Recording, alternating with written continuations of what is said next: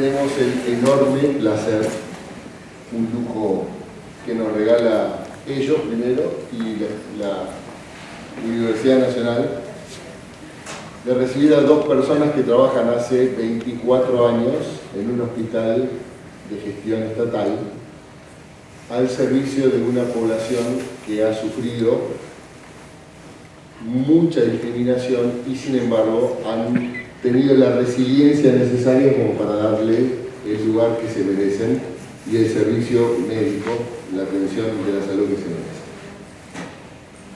Tenemos hoy a Claudia Capandegui. Claudia es médica egresada de la Facultad de Ciencias Médicas de La Plata, especialista jerarquizada en gineco, especialista en ginecología endocrinológica y de reproducción, especialista en colposcopía y tracto genital inferior, autora del protocolo de hormonización para personas trans del Ministerio de Salud de la provincia de Buenos Aires, médica de planta del Hospital Gutiérrez y a cargo de la hormonización de personas trans del grupo de reasignación genital. Fue en su momento coordinadora del programa de prevención de cáncer génito-mamario del PROGEMA del Ministerio de Salud. Fue parte colaboradora en la construcción de las guías de atención de la salud integral de personas trans del Programa Nacional de Salud Sexual y Procreación Responsable del Ministerio de Salud de la Nación. Ha construido guías de procedimiento de atención integral de personas lesbianas, bisexuales, transexuales e intersexuales en el 2018, asesora científica del programa de diversidad del Ministerio de Salud de la provincia y coordinadora del área de atención de salud integral de diversidad sexual en el Hospital Gutiérrez de La Plata. César Fidalgo, Quito, para los que somos un cachitito más chiquitos y nos educaron con amor en La Plata, también especialista consultor en urología, ex director ejecutivo del Hospital Ricardo Gutiérrez, donde todavía hace su labor quirúrgica, docente de la Cátedra de Urología de Medicina de La Plata, expresidente de la Sociedad Bonaerense de Urología, especialista del año en 2012 para el Colegio de Médicos Distrito 1 de la provincia, visitante distinguido de la Facultad de Ciencias Médicas de la Universidad Nacional de Córdoba. Colaboró en la construcción de la Guía de Atención de la Salud Integral de las Personas Trans, ex jefe de la Unidad Internacional de Urología del Hospital Gutiérrez y jefe de sala del mismo hospital, miembro correspondiente nacional de la Sociedad Argentina de Urología, miembro de la World Professional Association for Transgender Health, y asesor científico del programa de diversidad del Ministerio de Salud de la provincia de Buenos Aires. El lujo que nos damos tiene que ver con que los especialistas hace un tiempo hicieron su propio congreso y los invitaron. En un primer momento hubo una transmisión por Facebook, que como Facebook dijo estas son imágenes inadecuadas, se cayó y no lo dejó seguir, así que lo tuvieron que reeditar. Hace un año empezamos a hablar de esta charla y terminamos pactando hacerla en la primera parte del año, pero como todavía estábamos en pandemia, ellos dijeron nos gustaría que sea presencial. Así que nos damos el tremendo gusto de escuchar a dos personas que hace 25 años que trabajan en esto, primero pidiendo permiso y hoy nosotros pidiéndoles por favor que vengan a contarnos qué es lo que hacen.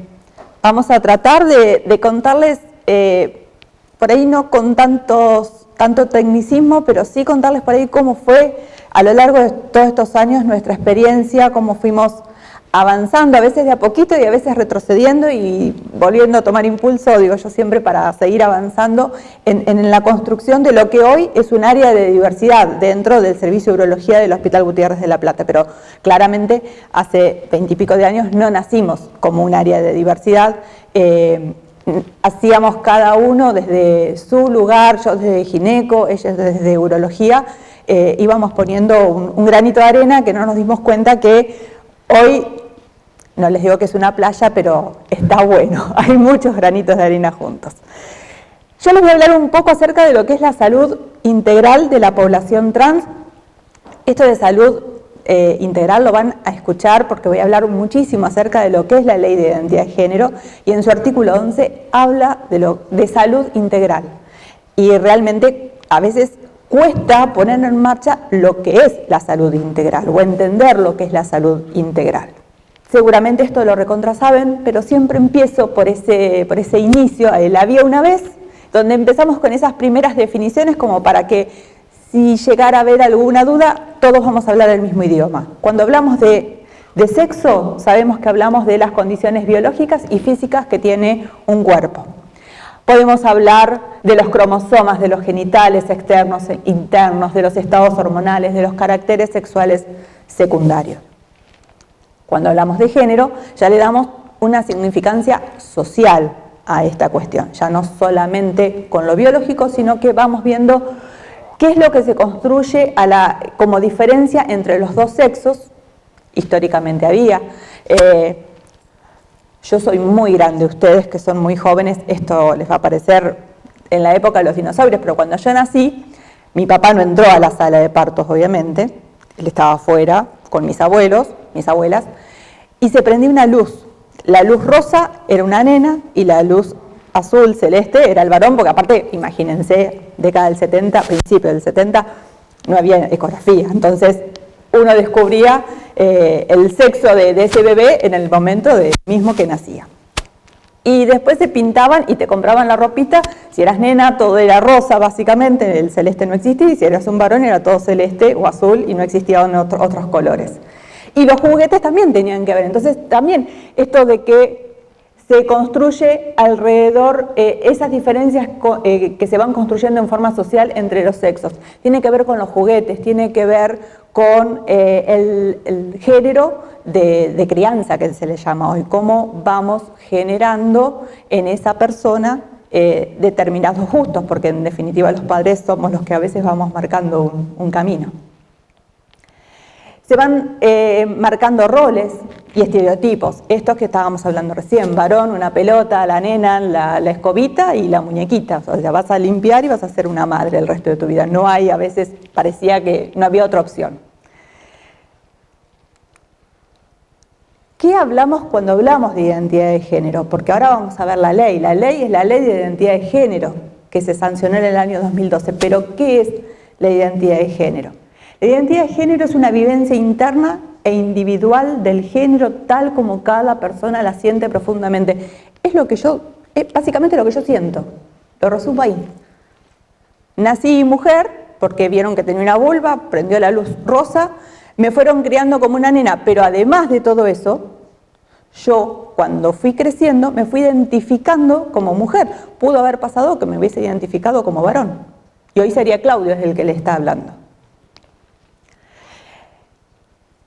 Esta vivencia interna, como recién les conté, podría o no corresponder con el sexo que fue asignado al momento del nacimiento.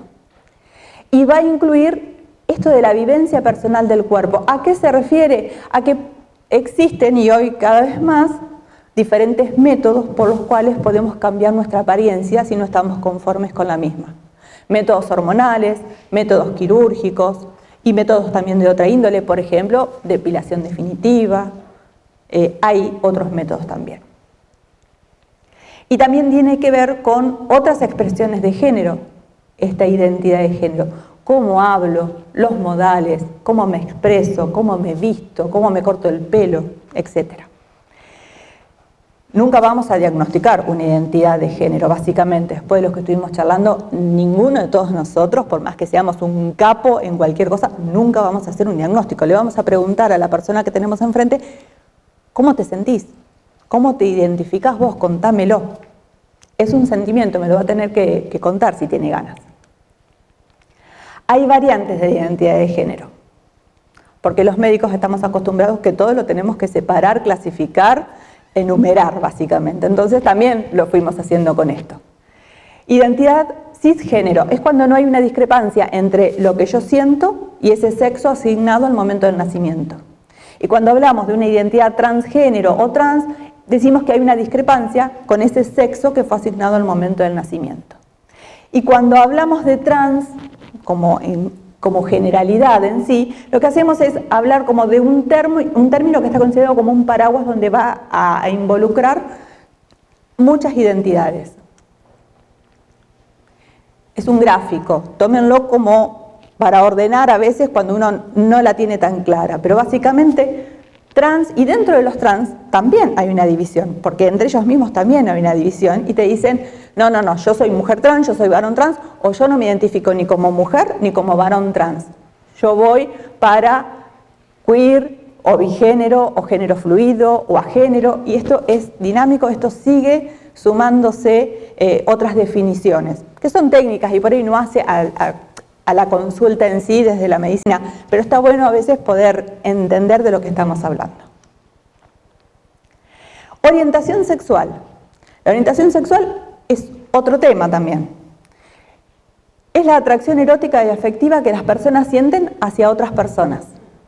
Entonces, siempre cuando yo daba una charla, hasta no hace mucho, yo decía que había 3 tipos de orientación sexual: heterosexual, homosexual y bisexual. Hay muchas más. Uno sigue aprendiendo, digamos. Trata todos los días de ser un poquito menos burro en todas estas temáticas. Y es lo que buscamos. Hacia el mismo sexo, homosexual; hacia un sexo distinto, esa atracción heterosexual; o cuando es indistinto, bisexual. Pero hay otras: pansexual, demisexual, asexualidad. Y hay más, hay cerca de 13. Hoy les puse estas como para abrir el juego. Ley de identidad de género.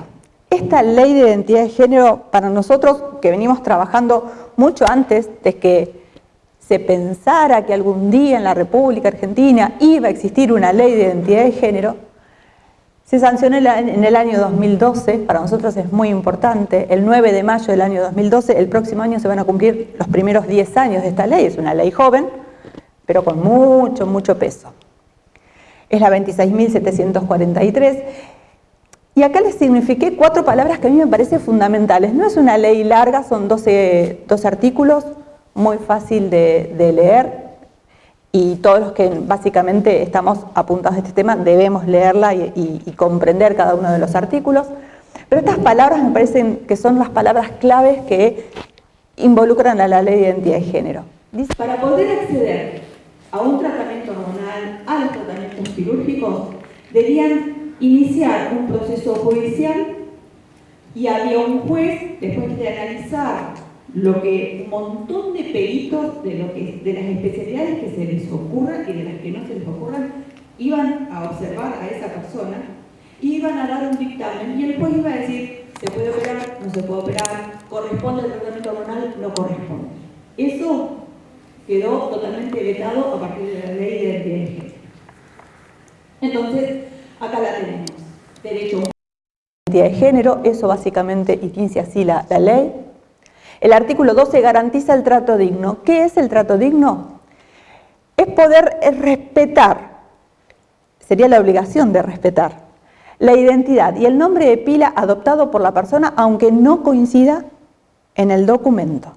La historia clínica, los estudios que le podamos pedir, va a ir todo con el nombre de pila que esa persona me cuenta, con el cual se autopercibe. El cambio de la documentación no debería ser complicado. Aún hoy, 10 años después, sigue siendo en algunos lugares complicado el poder cambiar el documento. Pero debería solamente firmarse una declaración jurada en el registro civil que le corresponde a la persona y no debería mediar ni diagnósticos ni obstáculos, y mucho menos un abogado, y mucho menos pagarle a un abogado. No debería existir. Hoy todavía eso existe. En algunos lugares existe, lamentablemente. ¿Qué pasaba? Esta ley estaba apuntada, imagínense, año 2012, les repito, estaba apuntada a los mayores de 18 años, pero en el año 2015 hubo una reforma del Código Civil, entonces ahí hubo que después se tuvieron que reunir y homologar para que adaptar todas esas modificaciones del Código Civil del 2015 que quedaran contempladas también en la Ley de Identidad de Género. Entonces se habla que para poder acceder a todos los cambios que la persona desea, va a firmar un consentimiento informado a partir de los 16 años, la persona. Libre de elegir, viene, firma una cirugía, los tratamientos hormonales, etc.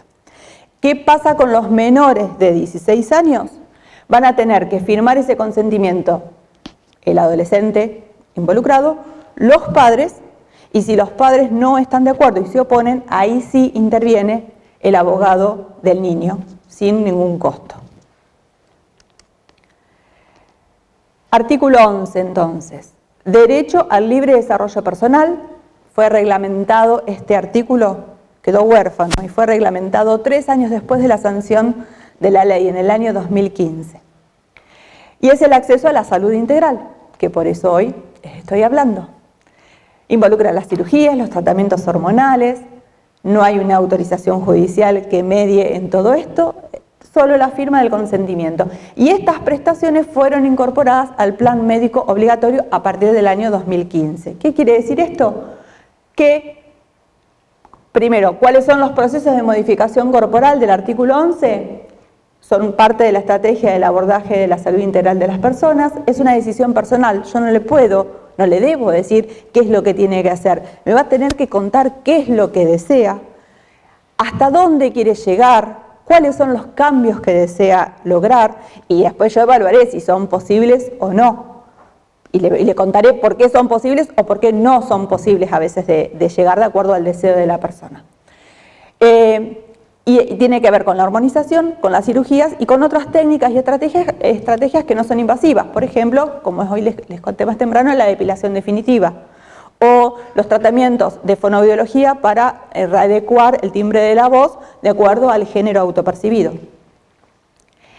Y tenemos que tener en cuenta esto, el último punto. Cada persona siempre va a tener expectativas diferentes de cada uno de estos procesos. Y hay que escucharlos, nosotros no podemos imponerlo.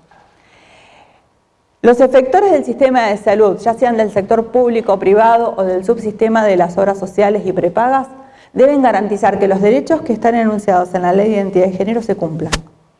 Entonces, hacerse cargo de todos los procesos. En este contexto, nosotros creemos que es importante la construcción de equipos multi e interdisciplinarios, porque una persona, yo sola no puedo abarcar los deseos de cambio que genera mi paciente, es imposible que yo los pueda abarcar. Seguramente me voy a estar equivocando y en trabajar con otras disciplinas, no solamente entre los médicos, porque todos tenemos psicóloga, fonoaudióloga, trabajamos con otras disciplinas, entre todos vamos aprendiendo, es una construcción día a día. Hoy somos un área de atención de la salud integral, a la diversidad sexual, pertenecemos al Servicio de Urología del Hospital Gutiérrez de La Plata, pero no arrancamos claramente como un área de diversidad, nos fuimos construyendo en estas un poquito más de 2 décadas. Y tenemos que tener en cuenta que la primer cirugía que se realizó, y por eso básicamente hoy estoy contándoles la historia, fue en el año 1997, a partir de una autorización judicial. Juana llegó con esa autorización y lo fue a ver al doctor Fidalgo. Y el doctor Fidalgo, que era joven en esa época y con muchas ganas de hacer cosas distintas y de emprender, dijo, sí, me voy a hacer cargo. No lo sé hacer, dame tiempo, voy, veo cómo se hace esta cirugía, porque la había leído en los textos, no había práctica de esta cirugía, y la hacemos. Y se hizo con grandes éxitos. Juana estaba feliz, absolutamente feliz. Fíjense que como era autorización judicial, los procesos judiciales hoy por hoy siguen siendo largos, imagínense en la década del 90, 2001 recién llega Susana. Y llega Susana con un diagnóstico que un juez había otorgado esa autorización. ¿Por qué? Porque decía que tenía un Klinefelter. No les conté, pero Juana era un hermafroditismo, ahí fue la justificación de por qué utilizaban la cirugía. Y Susana era un Klinefelter. Había una alteración cromosómica que generaba esto, que se cambiara o se adaptaran esos genitales a lo que Susana quería. Año 2002, Saya era de Mar del Plata, ¿no? Una chica de acá. El diagnóstico fue disforia de género. ¿Y por qué lo marco? Porque ya estamos saliendo de lo orgánico, de lo cromosómico, de la parte sexual, y nos estamos metiendo con el género. Hubo un juez que ya se atrevió a ir un poco más allá, cambió esa frontera, y que dijo, disforia de género. Cromosomas bien, hormonas bien, genitales son masculinos, pero hay algo que le vamos a cumplir el deseo a Saya y le vamos a dar el otorgamiento de la autorización de la cirugía. Ya empezaba a haber un cambio, estaban evolucionando esos cerebros de a poquito. En el año 2003 es donde yo me empiezo a involucrar en el equipo a partir de la negativa de los endocrinólogos del hospital a asesorar acerca de los tratamientos, porque tampoco se podía hacer mucho más. Estaba tan prohibido un tratamiento hormonal como el tratamiento quirúrgico, salvo la autorización de un juez. Empiezo yo de a poquito a ver, bueno, esto está bien, esto me parece que no. Tampoco cuando me pongo a estudiar, a investigar, no había prácticamente bibliografía acerca de tratamientos hormonales en personas trans, ni acá, ni publicaciones a nivel del mundo, había muy poquitas, de qué hacer.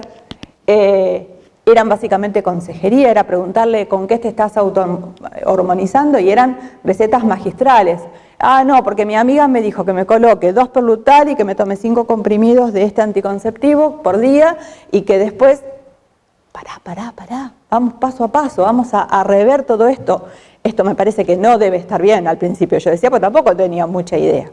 Y empezamos de a poquito, a transitar el camino a lo que hoy son los tratamientos hormonales que se utilizan aquí y que se utilizan en otra parte del mundo, pero en ese momento eran de esa manera. En el año 2006 viene la primera cirugía que se hace en un varón trans.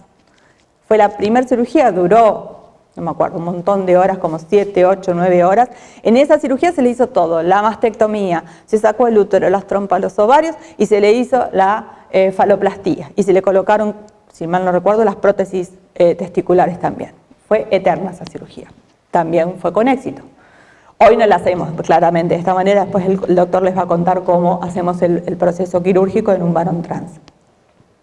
Y el año 2012, bueno, cambia todo, aparece la ley. Esto fue cuando cumplimos los 20 años de la primera cirugía, en el año 2017, hicimos unas jornadas y acá estamos parte del equipo que hoy seguimos, del cual seguimos formando parte. De todo este listado, que tal vez los de más atrás no sé si lo llegan a ver porque la letra me quedó chica, remarqué en rojo el personal administrativo y de enfermería. ¿Por qué? Porque hoy lo hablábamos más temprano con Gabriel. Son los más importantes, son los que van a dar la bienvenida al sistema de salud a las personas, son los que le va a dar el turno, son los que los va a atender cuando están internados en la sala después de la cirugía, o vamos a seguir en esto, en un sistema de salud totalmente expulsivo de la población trans. Entonces siempre organizamos periódicamente jornadas de sensibilización, les contamos lo que es sexo, lo que es género, lo que es la ley de identidad de género, para que realmente la atención mejore y que no echen a las personas, y sino que al contrario, que las estén llamando y que se sigan involucrando. Servicio social también es una pata muy importante de nuestro equipo, porque muchas veces tenemos pacientes que no tienen recursos. Hoy, si ustedes me dicen, che, Claudia, ¿cómo era? ¿Qué población llegaba al consultorio antes de la ley de identidad de género? Para hacer una división. Y yo les diría, miren, eran mujeres trans, básicamente, en su mayoría, muy poco varón trans estaba llegando en esa época a la consulta. Eran mujeres grandes, por encima de los 30 años. Les diría, para no ser absolutista, pero el 99,9% se automedicaba, no llevaban ningún control. La gran mayoría no había tenido acceso no solamente a lo que es el sistema de salud. Pensemos que eran, cuando uno empezaba a indagar, a preguntar, eran mujeres que habían sido a edades muy tempranas, 13, 14 años, echadas de la familia, echadas del colegio, echadas del sistema de salud, echadas de todo, echadas del pueblo. Tenemos pacientes que han sido echadas del pueblo, literalmente, le dijeron, acá no vuelvas, no sos bien recibida. Entonces, a partir de ahí hay una desprotección. Si tu familia es la que te está dejando de lado, de ahí es absolutamente, estás afuera de todo, Por eso terminaban trabajando como eran trabajadoras sexuales. Hacían lo que podían. Habían sobrevivido a las adversidades que muchos de los que estamos acá no nos podemos imaginar por lo cual atravesaron. Son historias de vida muy fuertes. Hoy cambió. Hoy tenemos casi mitad-mitad la consulta entre varones y mujeres trans. La consulta es de personas mucho más jóvenes, estamos hablando entre los 16 y los 25 años, adolescentes y adultos jóvenes están llegando. La gran mayoría, al revés ahora, el 99,9% no se automedica, viene justamente para poder iniciar el tratamiento hormonal o para ver si lo puede llevar adelante. Entonces, cambió la epidemiología, si ustedes quieren, de ese consultorio, por suerte, para mejor.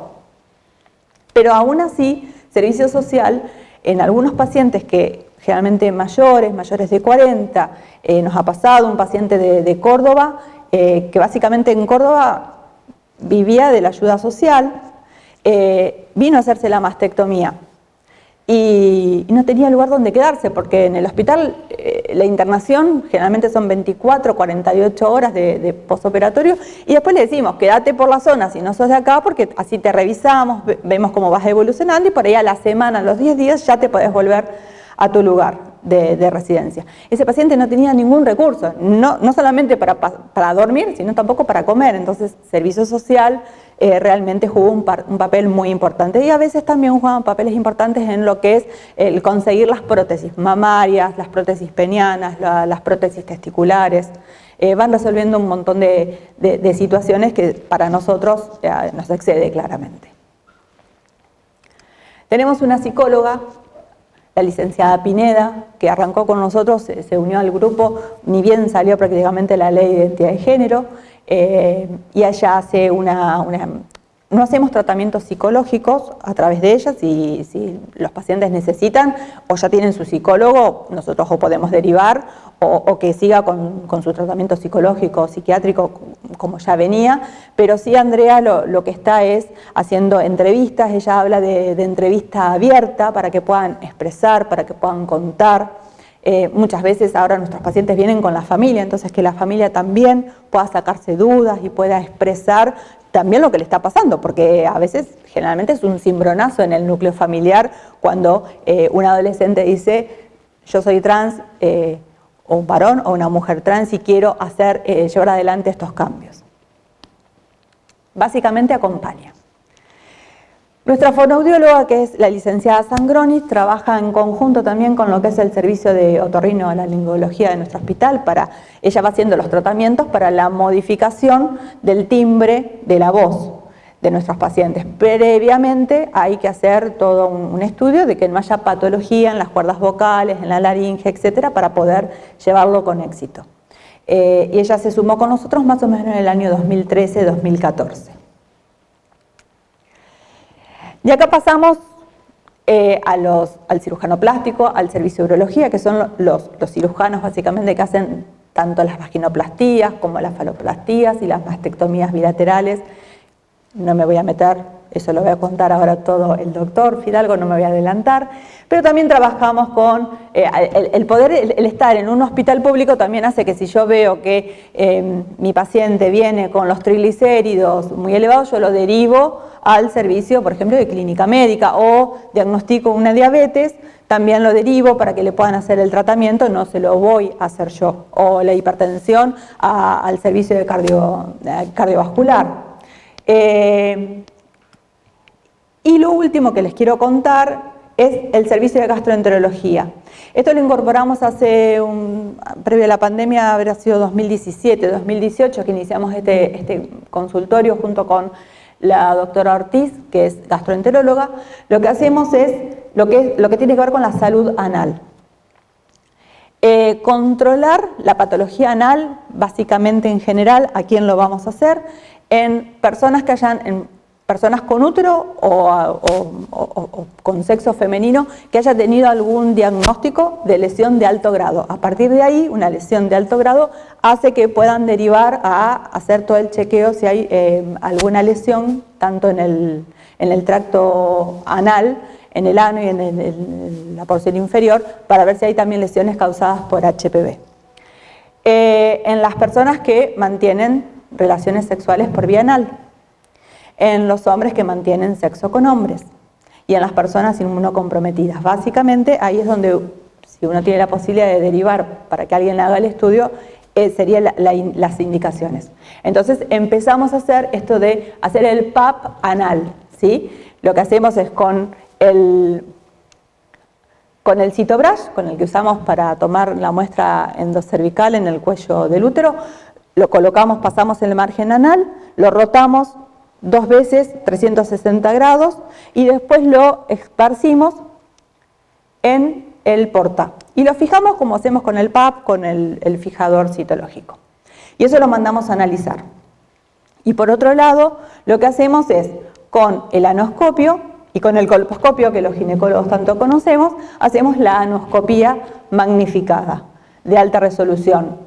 Si hay lesiones, vamos a tomar muestras de biopsia, como hacemos en el tracto genital femenino, y las mandamos a analizar. Y una vez que tenemos el resultado histopatológico, hacemos el tratamiento que corresponda de acuerdo a la gravedad de la lesión, ¿sí?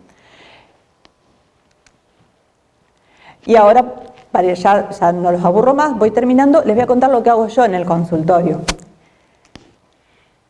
Consultorio de hormonización. Básicamente, ¿qué hacemos cuando damos un tratamiento hormonal?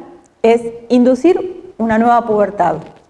Esto lo puse como para poder explicarles a los pacientes que los cambios no los van a tener mañana o pasado mañana o el mes que viene, sino que esto es un proceso que va a durar, tal vez, para ver el máximo de desarrollo de la potencialidad que le puede dar el tratamiento hormonal, entre 3, 4, 5 años. Va a depender, en definitiva, de cada persona, cómo se va adaptando a esos cambios, ¿sí? Cómo se va transformando el cuerpo. Pero no es un proceso rápido. Vamos a reducir, por un lado, o a bloquear directamente los niveles hormonales de esas hormonas endógenas que tiene la persona por el sexo con el cual nació. Algunos caracteres sexuales secundarios no deseados van a ir disminuyendo. La realidad es que no todos. Por eso muchos después terminan con la cirugía.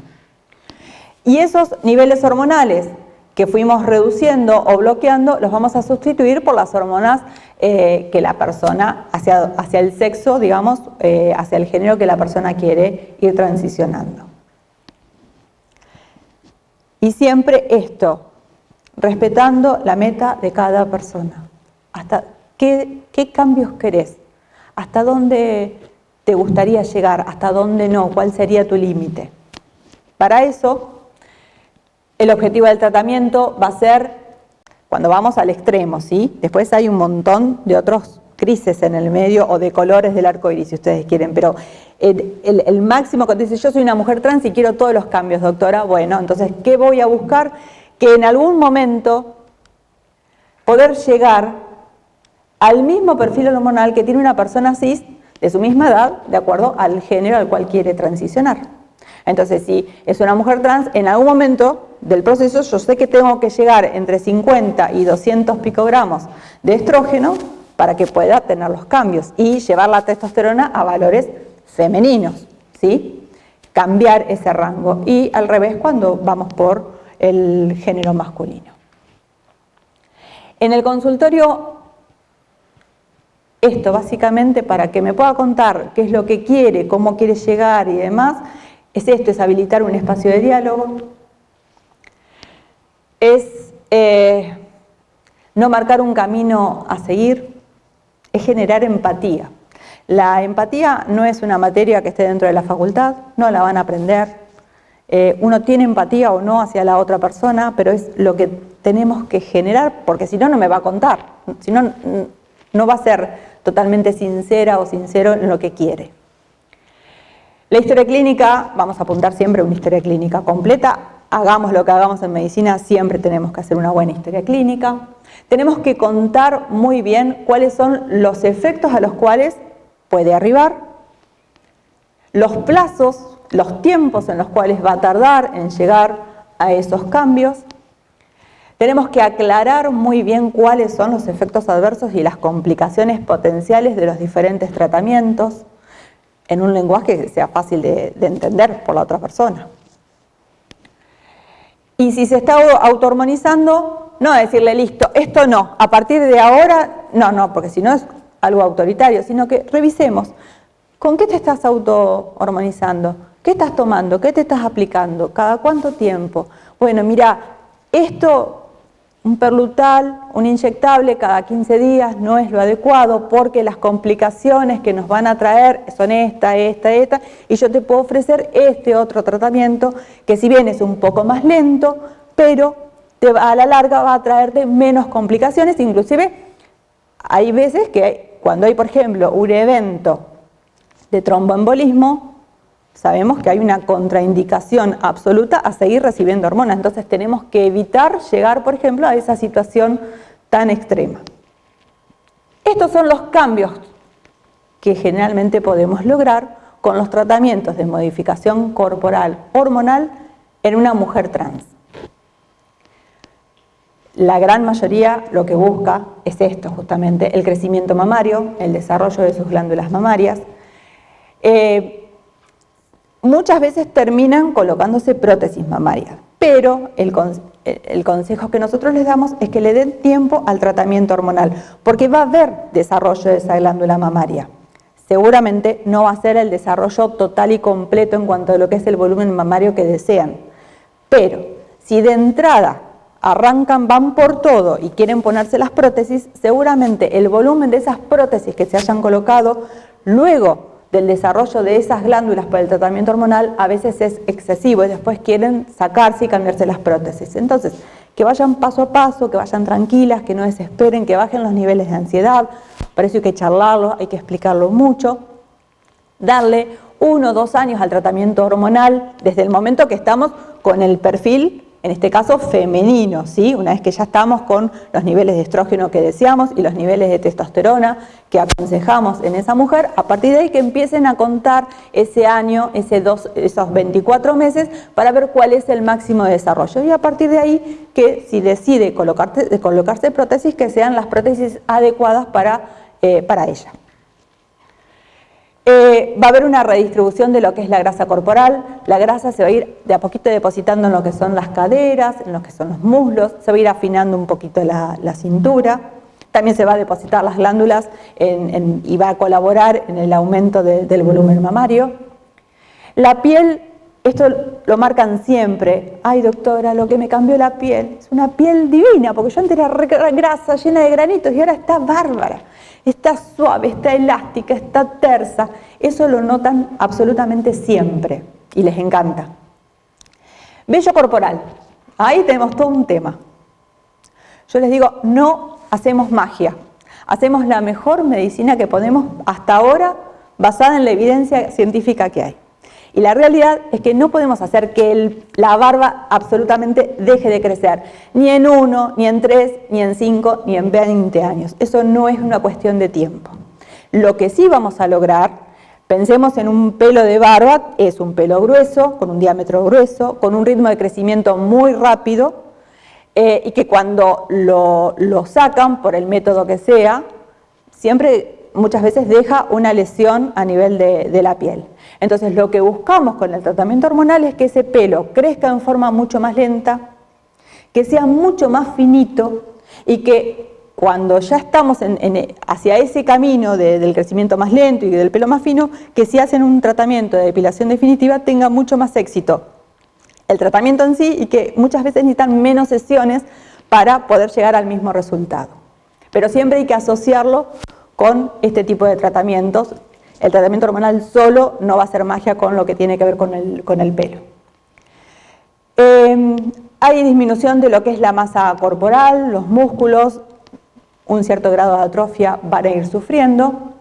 Disminuye el volumen testicular, disminuye la producción de semen, las erecciones, sobre todo las nocturnas, van desapareciendo.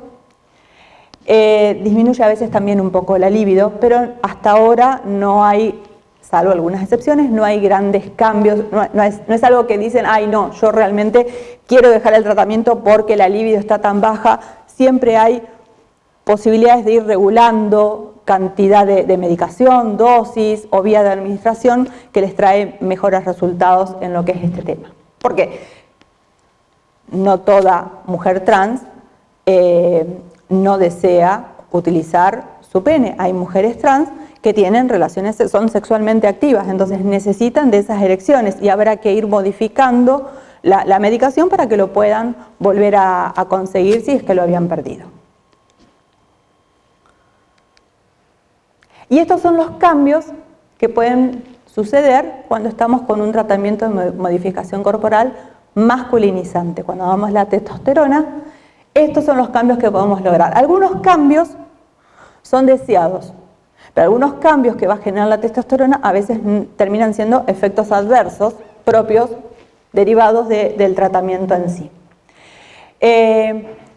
La gran mayoría se los puse más o menos con lo que más piden, digamos, los cambios más populares, podríamos decir, dentro del consultorio. El cese de la menstruación y por suerte es uno casi a veces de los primeros cambios que podemos lograr con el tratamiento.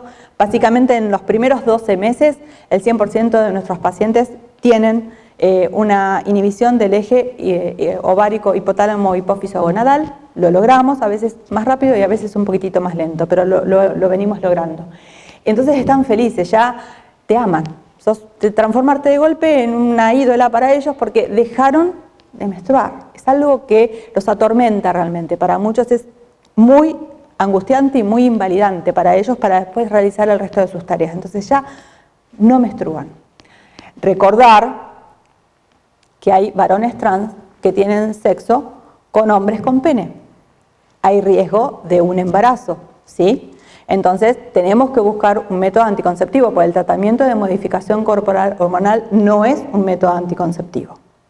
Entonces tenemos que este diálogo, este espacio de diálogo que generamos con nuestros pacientes, consulta a consulta lo tenemos que seguir charlando para que en algún momento se puedan sincerar y contarnos realmente, porque si no tenemos que buscar un método anticonceptivo adecuado. El crecimiento del vello corporal y facial es fenomenal. Realmente están fascinados. Tengo algunos pacientes que por ahí me decía, Matías, era mi dolor de cabeza, Matías, doctora, no me salen pelos en la barba. Usted está haciendo algo mal porque a mí no me sale pelo en la barba. Mire, tengo 3 pelos acá. Bueno, Matías, le digo, un día que ya se me estaban acabando los argumentos, porque el primero, bueno, vamos a darle tiempo, paso a paso, ya vamos a llegar. Pasaba el tiempo y Matías seguía con 2 pelos en esa barba. Le digo, ¿cómo es tu papá? ¿Tenés hermanos, papá, abuelo? Papá, hermanos no, pero tengo hermanas. Bueno, tu papá, ¿cuántos pelos tiene en la barba? 2,5. Y bueno, Matías, la presencia o la ausencia de una hormona no hace a que el efecto sí o sí se produzca, en este caso de los pelos, si bien la testosterona tiene que ver con el crecimiento del pelo, pero no es la única, la única situación que necesitamos. También tiene que ver la herencia, también tiene que ver la raza de la cual yo provengo. Entonces tengo que ver el contexto familiar para ver también hasta dónde va a alcanzar, ¿sí? ese cambio en lo que tiene que ver con los pelos. Va a haber aumento de la masa corporal. Muchos lo van asociando y empiezan a ir al gimnasio para poder desarrollar sobre todo la parte superior del tórax. ¿Para qué? Para tener esa forma de triángulo de base superior que tienen los hombres. La voz es impresionante porque la fonoaudióloga Virginia los graba cuando arrancan con el tratamiento y los graba a medida que va evolucionando. Y cuando uno hace la comparación de esa primera grabación con la última, es fantástico realmente cómo se agrava el timbre de esa voz. Puede haber también, por causante de la testosterona, el aumento del deseo sexual, crecimiento del clítoris, a veces como efecto adverso está la calvicie que empieza a generarse a partir de la testosterona. Puede aparecer acné, ¿sí? Entonces esto también lo tenemos que contemplar e ir viendo consulta a consulta cómo va evolucionando. Nosotros tenemos una unidad de acné en lo que es el servicio de dermatología, y donde veo que se nos está empezando a complicar el tema de acné, inmediatamente derivo para que empiecen a hacer el tratamiento a nivel local y que no lleguemos a que tenga realmente un acné muy complicado y que después le queden secuelas por lesiones, sobre todo en la cara. Y esto de la atrofia vaginal es muy importante cuando les vamos a tomar un Papá Nicolau. Los varones trans necesitamos hacerle un Papá Nicolau por año, ¿sí? Entonces, cuando están arrancando el tratamiento no hay tanto problema porque todavía tienen los estrógenos, pero a medida que va avanzando ese tratamiento y que vamos cambiando esos estrógenos a valores masculinos y esa testosterona a valores masculinos, ese efecto secundario de la testosterona me lleva a una atrofia vulvo-vaginal. Entonces, colocarles un espéculo se transforma en una tortura. Entonces, para poder tomar el Papá Nicolau, y aparte para tomar un Papá Nicolau de calidad, y me refiero a que tenga el patólogo células para poder analizar, porque si yo le mando 3 células porque hay una atrofia machaza, me peleé con el paciente, le puse el espéculo, mando 3 células y me dice el patólogo, no puedo decirte si esto está bien o está mal, porque la atrofia que hay es tan importante que ni siquiera me puedo jugar que los cambios celulares no sean, no sé si son porque hay un HPV dando vuelta o porque es por la falta de estrógenos. Entonces, hablamos con el paciente y le explicamos, le vamos a dar estrógenos en óvulos, se va a colocar durante 15, 20 días, óvulos a nivel local, le explicamos que esos estrógenos que se está colocando en su vagina no van a pasar al torrente sanguíneo y no van a generar una puja con la testosterona que se está aplicando, y que va a mejorar la colocación del espéculo y la toma de ese Papá Nicolau.